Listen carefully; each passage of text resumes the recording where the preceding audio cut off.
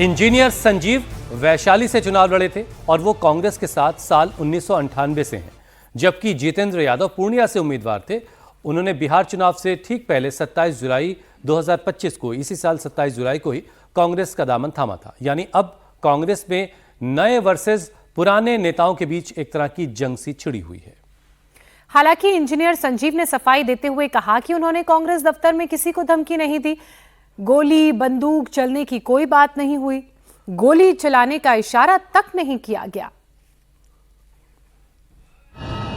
अभी हमारे एक पत्रकार मित्र के द्वारा मुझे बताया गया कि मीडिया में कुछ न्यूज चल रही है कि मैंने आज कांग्रेस पार्टी के कार्यालय में किसी को जान से मारने का धमकी दिया है। यह बेबुनियाद है। ऐसी किसी भी बात में कोई सत्यता नहीं है।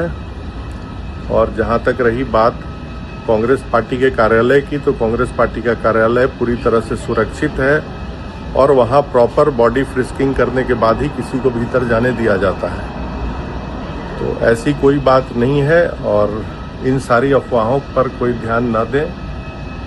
हमारा आज किसी से कोई विवाद नहीं हुआ है और कोई अगर मीडिया के साथी ऐसी न्यूज चला रहे हैं तो एक बार उसकी सत्यता को जरूर जांच करें।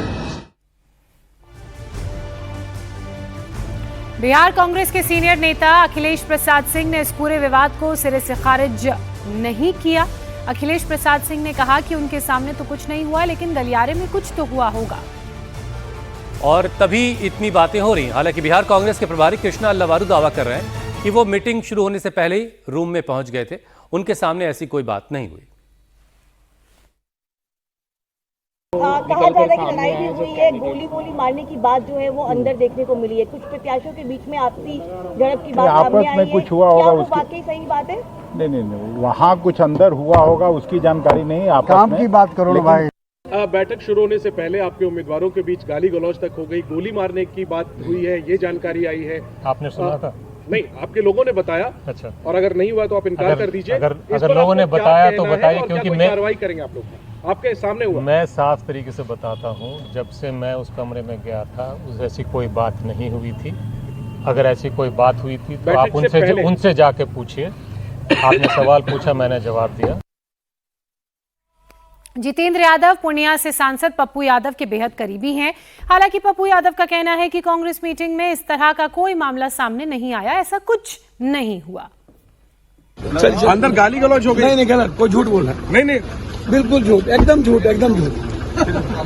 क्या समीक्षा क्या हुई सर? एकदम गोली मारने तक की धमकी दी गई थी। एकदम झूठ।